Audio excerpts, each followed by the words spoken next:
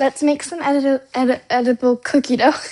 Using a recipe from Pinterest. The recipe says you need 1 and it has a slash and then a 2. So I'm going to assume that's a 1.5. So I'm just going to cut this in half.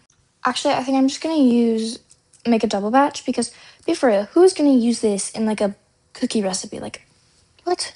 Before I put any of the other stuff into the bowl, I'm going to just start the flour and then microwave it so that it's not raw. Once you have all your flour in a bowl, you're going to want to put it in your microwave. Once it's in the microwave, you set it for 15 seconds and then you mix it around and then you do that until it gets the equivalent of 1 minute. I'm only going to do 30 seconds for mine because I have a very little amount of flour. Actually, I might do 45 seconds. But you don't want it to get overcooked or like overdone. But you don't want it to be raw. I only did mine for 30 seconds and it's nice and not raw cooked, I guess. So now I'm going to add everything else. Gonna add a tablespoon of brown sugar, a half tablespoon of granulated sugar.